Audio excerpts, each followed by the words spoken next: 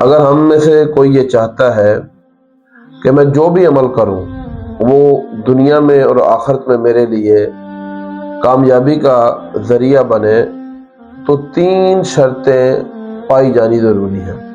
Number 1، ایمان کی حالت میں کوئی بھی عمل کرنا، بغیر ایمان کے اللہ تعالیٰ کی بارگاہ میں عمل قبول نہیں ہوتا۔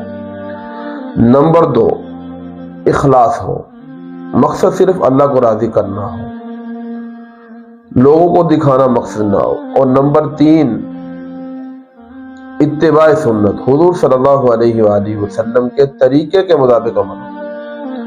اگر طریقے سے ہٹ کر بڑے سے بڑا عمل بھی کریں گے تب بھی وہ قابل قبول نہیں۔